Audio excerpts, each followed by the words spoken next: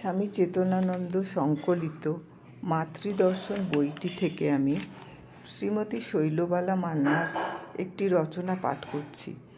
মায়ের ব্যাপারে কিছু পাঠ করার মতন যোগ্যতা আমার কিছুই নেই, কিন্তু মা তো আমাদের সকলেরই মা, আমাদের আপনার মা। তাই তার সম্বন্ধে কিছু বলতে পেলে, শুনতে পেলে প্রাণে এক অদ্ভুত আনন্দ হয়। তাই জন্যেই আমার এই প্রয়াস। ঠাকুর, মা, স্বামীজির পাদপদ্মে আমার ভুলুণ্ঠিত প্রণাম জানিয়ে আমার রচনাটি পাঠ শুরু করছি। শ্রীমতী শৈলবালা মান্না। ৩৫ বছর আগে আমি প্রথম যেবার শ্রী মায়ের দর্শন পাই, তখন আমার বয়স মাত্র 14। সবে বিয়ে হয়েছে। শ্রী মায়ের নিকট থেকে দীক্ষা পাবো আশা করেছিলাম, কিন্তু সেবার মা দেননি, বলেছিলেন পরে হবে। তারপর সত্যি সেই শুভ দিন উপস্থিত হলো। মা আমার অভিভাবকদের লিখেছিলেন, এবার বৌমাকে নিয়ে এসো, দীক্ষা হবে। তদনুযায়ী যথাসময়ে কলকাতা এসে দীক্ষা নিয়ে ফিরে গিয়েছিলাম। পরে একবার তাকে কলকাতায় দর্শন করতে এসে হৃদয়ের আবেগে বলেছিলাম, মা, এ হতভাগিনীকে কি দয়া হবে না মা? হতভাগিনী শব্দটি শুনে মা কষ্ট পেলেন।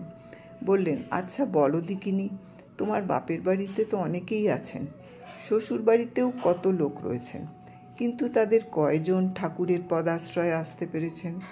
তোমার কত অল্প বয়সে ঠাকুরের চরণে মতি হয়েছে। পূর্বজন্মের স্বীকৃতি না থাকলে কি এমন হতে পারত? হতভাগিনী মুখে এনো না মা, বলো যে আমি ধন্য, আমি লক্ষ্মী, সেই জন্যে ঠাকুর এত অল্প বয়সে কৃপা করেছেন। ঠাকুরকে চিন্তা করবে আর নিজেকে কখনো রকম ভাববে না। আর একবার মায়ের কাছে আসি খুব শোকগ্রস্তা হয়ে। সেবার আমার প্রথম খোকাটি মারা যায়। মা সব শুনে খুব দুঃখিত হলেন।